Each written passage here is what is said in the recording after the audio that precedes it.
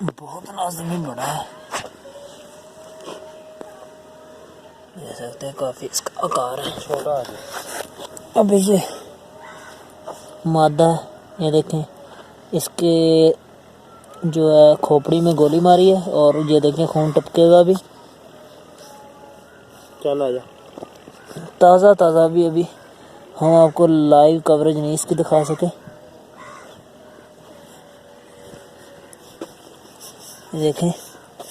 ये देखें आँख के बिल्कुल पास लग के गई गोली, और बहुत ही जहरीला होता है ये।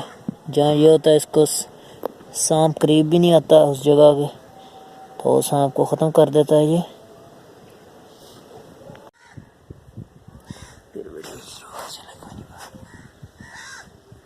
चल ठीक है, सही है, बस ठीक है।